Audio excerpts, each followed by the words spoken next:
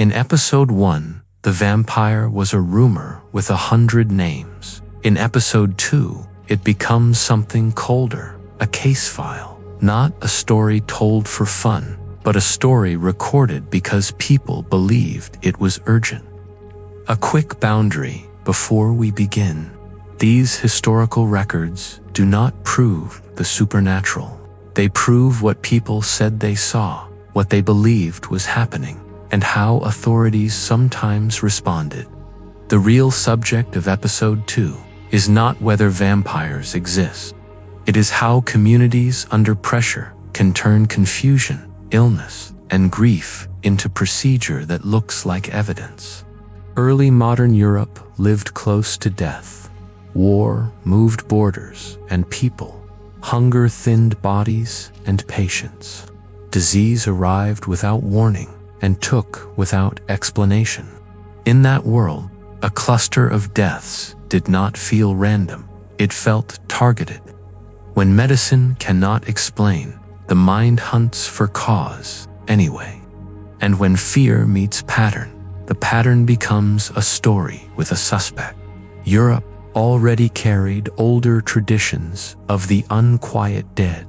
Revenants appear in medieval accounts across regions. The dead blamed for illness. The dead suspected of returning.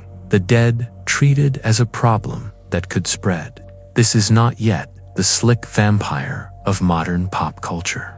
It is closer to a community nightmare where the boundary between life and death is treated as thin, negotiable, and unstable. What changes in the early 1700s is not only belief, it is documentation. Reports and pamphlets begin circulating about vampires, especially from southeastern Europe and the Habsburg borderlands. These texts are messy, translated, retold, and sometimes secondhand. But they matter because they carry local panic into wider European conversation, where readers begin treating the vampire as a phenomenon worth debating. The borderlands mattered because they were tense places. Empires overlapped, languages overlapped, laws overlapped, and trust often didn't. A frightened village is not only scared, a frightened village is unpredictable. So when rumors escalated into unrest, officials sometimes arrived. When authority steps into a legend, the legend changes shape. It gains a uniform. It gains a stamp. It begins to resemble a public health incident. Across many accounts, the same sequence repeats. Someone dies, then others weaken, fall ill, or die soon after. The living describe being drained, pressed, or visited at night. People report waking with a heavy chest, caught breath, and a presence in the room. Today, we might recognize sleep paralysis as one possible source of such experiences. Back then, those sensations were more likely framed as an external attack with intent. Once a community believes the living are being harmed after a burial, the question becomes, who is doing this? And the answer often becomes the dead. The dead become suspects because suspects can be confronted. Randomness cannot. This is where exhumation enters the story. Digging up a body is a declaration that normal rules have failed. It is also a moment where ordinary decomposition can look like something monstrous to frightened observers. People expected death to look like silence, pale, dry, and settled. But bodies don't behave like that. Gases build and cause swelling. Skin tightens and shifts. Features can look fuller before collapse. Fluids can purge from the nose or mouth as pressure changes and tissues break down. In candlelight, in cold air, surrounded by fear, those natural processes can be interpreted as proof of feeding, even when they are not. Hair and nails can appear longer after death, not because they grow, but because skin retracts as it dries. Dark staining near the mouth can be leakage rather than blood from violence. Freshness can be influenced by soil, temperature, burial depth, or coffin conditions. None of that is comforting in the moment. If you are terrified and listening to neighbors describe night attacks, a strange-looking corpse doesn't read as chemistry. It reads as appetite. 2 early cases are often repeated because they were widely circulated at the time. One is linked to Kisiljevo in 1725, associated with the name Petr Blagojevic. Reports describe villagers blaming him for a cluster of deaths after his burial, and they describe claims of night visitations. They also describe an exhumation where the body was said to look unusually intact, with blood-like signs. The details are debated, but the impact is not. The other major early name is Arnold Pale, linked to Medvega and surrounding villages, with reports that expanded in later inquiries. Accounts say he had previously feared a vampire, and after his death, villagers blamed him for further deaths. What matters here is not the supernatural claim. What matters is how the story moved beyond local rumor. It became paperwork. It became literature in the original sense, something written, copied, and distributed. A famous document often discussed in this context is the 1732 report, commonly called Vicium et Repertum, associated with Habsburg Military Medical Inquiry. It describes bodies that observers considered unusually preserved, and it helped spread the sense that vampirism could be documented. Again, a report is not the same thing as a correct conclusion, but ink creates authority, and authority makes a story harder to dismiss. Once pamphlets circulate, the vampire becomes exportable. It enters Western European print culture and then intellectual debate. Some writers leaned toward belief, some toward skepticism, and others tried to explain the reports through natural causes misunderstood by frightened communities. In that tension, the vampire becomes a new kind of creature, not just a folklore figure, but a topic that drags medicine, religion, and governance into the same room.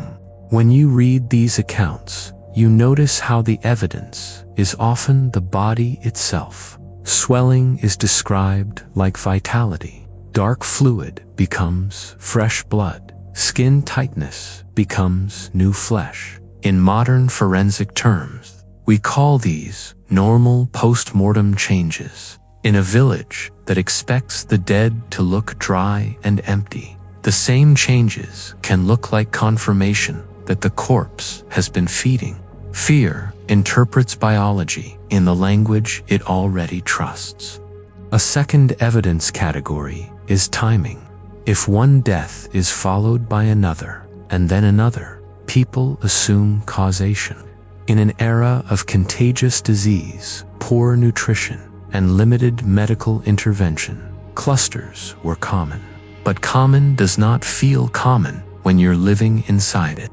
It feels like a curse picking names.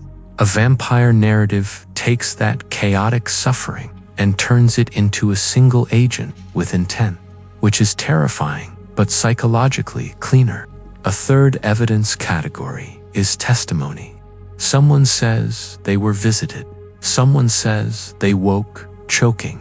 Someone says they saw a figure, or heard footsteps, or felt a weight on the chest. These reports do not need to be lies to be wrong about the cause. Human perception under stress is powerful. Night terrors, grief dreams, sleep paralysis, and suggestion can produce experiences that feel completely real. Once a community shares one story, others begin recognizing it in their own nights. This is how panics grow. They do not require a monster to be real. They require a template. Someone points and says, "This is what it looks like." Then other people's experiences begin fitting the shape. Printing accelerates this. A pamphlet doesn't just report, it teaches you how to interpret what you already fear. Once interpretation spreads, bodies and dreams begin looking like the same proof everywhere, because everyone is using the same story to read reality. The response rituals vary by region, but they echo each other. Bodies are restrained, altered, or reburied in ways meant to prevent the return. Sometimes the dead are pinned down or weighted. Sometimes the mouth is blocked. Sometimes the corpse is treated as if it must be physically prevented from feeding.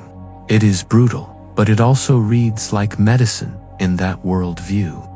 The community is trying to stop a cause they believe is continuous, contagious, and personal.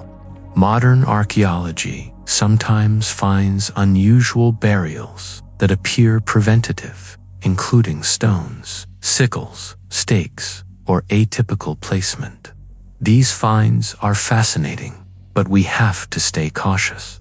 A deviant burial can indicate many things: fear of the dead, punishment, crime, outsider status, or local tradition. Archaeology preserves actions, not motives. Still, it shows something undeniable. Communities altered burial practice because they felt the dead could threaten the living. When officials participate or record these events, their motives can vary.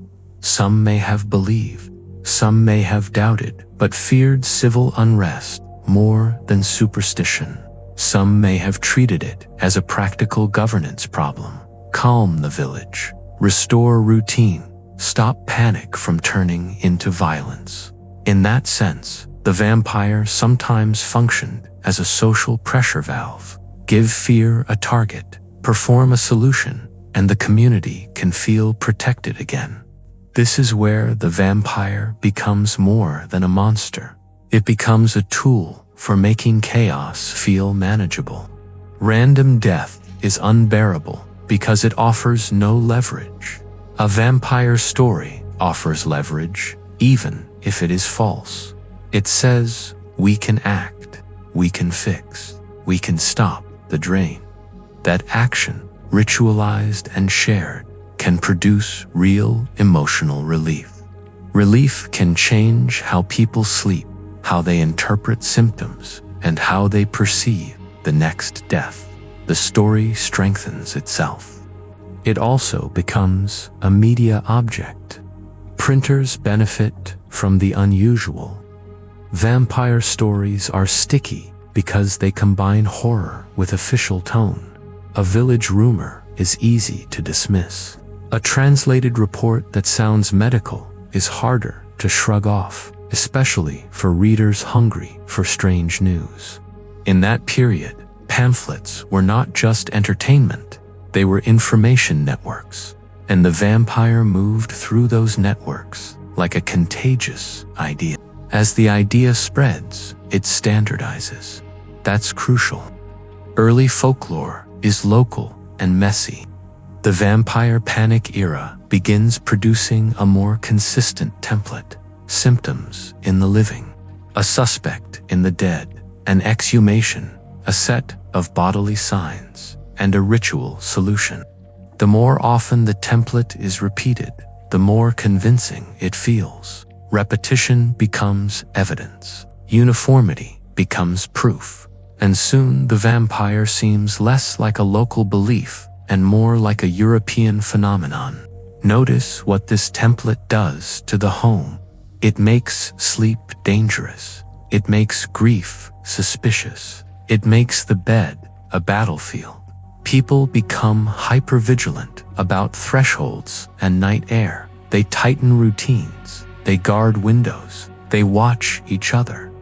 The vampire story is not only about the dead, it is about control over the living, especially in times when life already feels fragile. A monster with rules is, paradoxically, a world with boundaries again.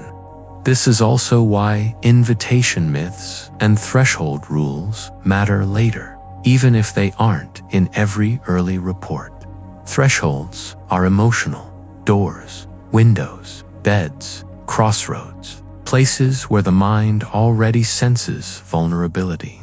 A folklore system that warns you to secure thresholds is a folklore system that trains vigilance. If fear can be ritualized into behavior, fear becomes survivable. That is part of the vampire's endurance. It doesn't just scare you, it gives you tasks. The vampire panic era also interacts with social tension. Outsiders and disliked neighbors can be easier targets. People who die wrong, who are buried wrong, or who lived wrong by community standards can become suspects more quickly. That doesn't mean every accusation was cynical, but scapegoating is a known human reflex in crisis, especially when suffering needs a culprit. The vampire, in that context, becomes a vessel for suspicion that cannot safely be spoken toward the living. So where are we, cinematically? We are not in a castle. We are in a cemetery. We are in winter air with a lantern swinging. We are in the moment a coffin is opened and the crowd leans forward. We are in the sentence that does the real damage to fresh, because once that sentence lands, it doesn't matter what is true. It matters what is agreed upon. Agreement is power. Agreement is action. Agreement is the story choosing its next victim. Here is the motif that ties episode 2 together. They didn't call it folklore, they called it evidence. Evidence was the look of the corpse, the timing of deaths, the testimony of night pressure, and the relief that followed the ritual. None of these are scientific proof of a monster, but they are psychologically compelling proof that something must be happening.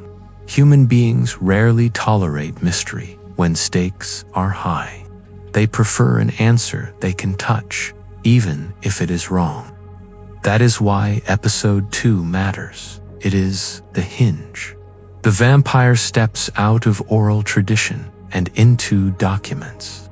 Once documented, it becomes a subject for writers, skeptics, and artists. And artists always refine. They remove the mud and keep the hunger. They remove the bloated corpse and keep the threat. They redesign the vampire into something that can walk through literature without stinking like a grave.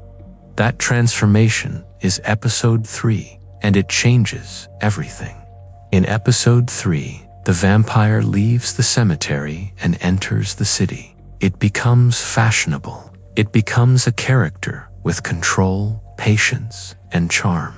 The village revenant turns into the gentleman predator.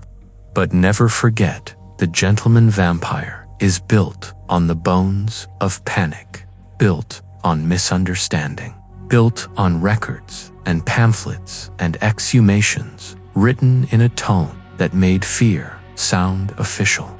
The vampire becomes immortal in culture because it first became official on paper. So we end episode 2 with a truth that stays humble. We can explain many vampire signs through decomposition and psychology. We can explain many clusters through disease and hardship. But we cannot explain away what people felt, the pressure of crisis, the desperation for meaning, and the need to act. The vampire is a mirror held up to instability, a face we give to loss when loss refuses to explain itself. And next time, that face learns to smile.